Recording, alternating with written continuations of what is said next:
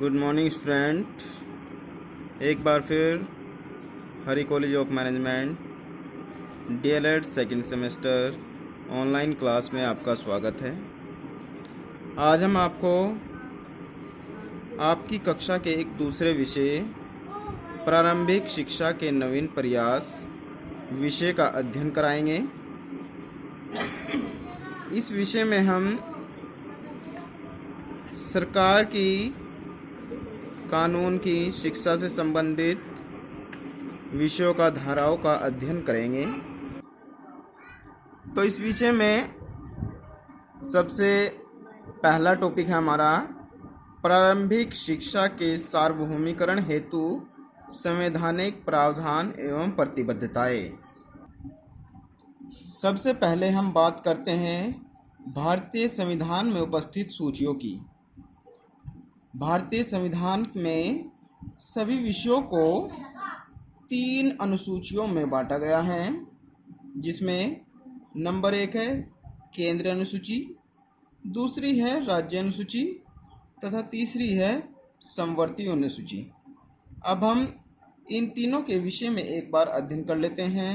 तो सबसे पहले बात करते हैं हम केंद्रीय सूची की। केंद्रीय सूची में वे सभी विषय आते हैं जिन पर कार्य करने का अधिकार केवल केंद्र सरकार का होता है। इस सूची में 97 विषय हैं, जिनमें से 63 से 66 शिक्षा से संबंधित विषय हैं। केंद्र सूची में जैसे रेलवे केंद्र सूची का विषय है और इस पर संपूर्ण अधिकार और उत्तरदायित्व केवल केंद्र सरकार का ही होता है। दूसरे नंबर पर है हमारी राज्य सूची। राज्य सूची में वे सभी विषय आते हैं जिन पर कार्य करने का अधिकार केवल राज्य सरकार का होता है और इसमें 66 विषय हैं। राज्य सूची में हम मुख्य रूप से पुलिस को देख सकते हैं, क्योंकि पुलिस जो है वो एक राज्य सूची का विषय है।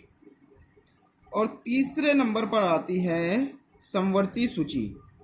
समवर्ती सूची में वे सभी विषय आते हैं जिन पर राज्य व केंद्र सरकार मिलकर कार्य करती है।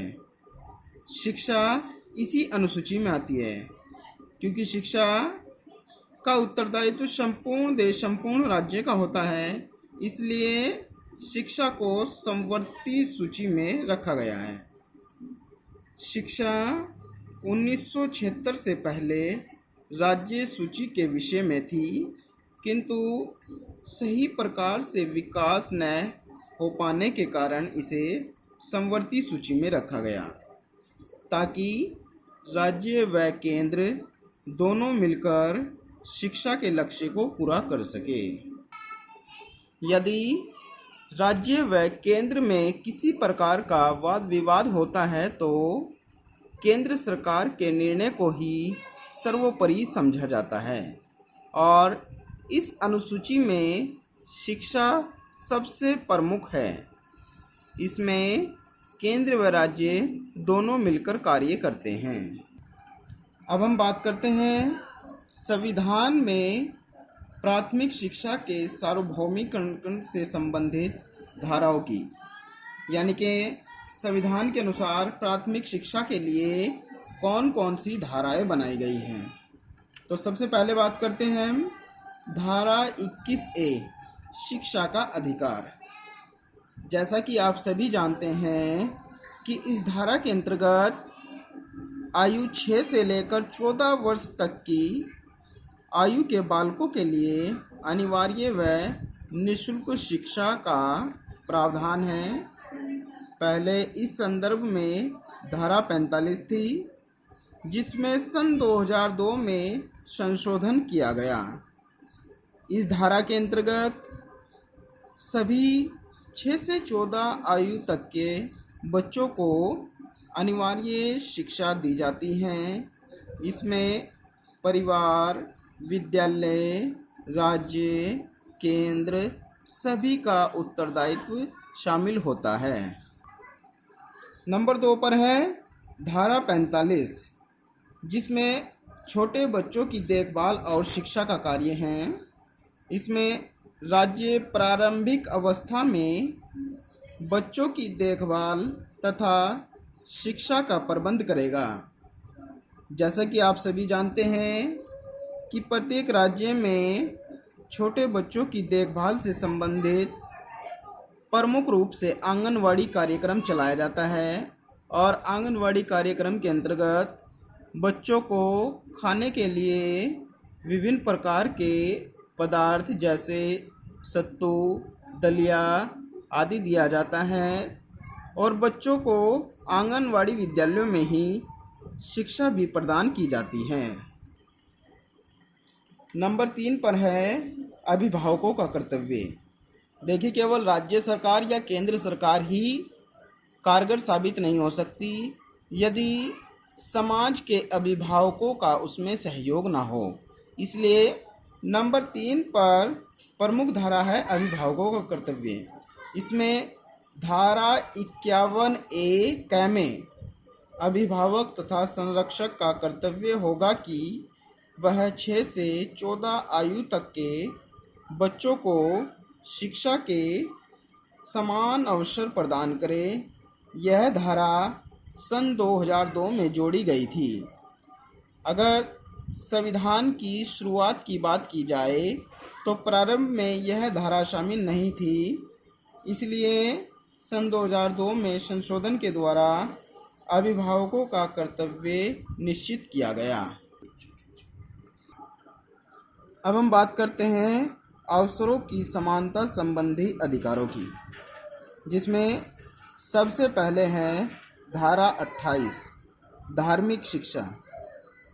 कुछ शिक्षा संस्थाओं में धार्मिक शिक्षा या धार्मिक उपासना में उपस्थित होने के बारे में स्वतंत्रता संबंधित धाराओं का उल्लेख किया गया है, जिसमें नंबर 1 है राज्य निधि से पूर्णतः प्रेषित किसी शिक्षा संस्था में कोई धार्मिक शिक्षा नहीं दी जाएगी। यानी कि कहने का मतलब है जो विद्यालय राज्य सरकार द्वारा संचालित है उनमें किसी भी प्रकार से धार्मिक शिक्षा आयोजित नहीं की जाएगी। खंड 1 की कोई बात ऐसी शिक्षा संस्था को लागू नहीं होगी जिसका प्रशासन राज्य करता है, किंतु किसी ऐसे विन्यास या न्यास के अधीन स्थापित हुई है जिसके अनुसार उस संस्था में धार्मिक शिक्षा देना आवश्यक है। यानी कि कहने का मतलब है यदि कोई संस्था जिसका निर्माण धार्मिक शिक्षा देने के लिए ही हुआ है उसमें धार्मिक शिक्षा दी जा सकती है, किंतु जो राज्य के अधीन है उसमें धार्मिक शिक्षा नहीं दी जा सकती।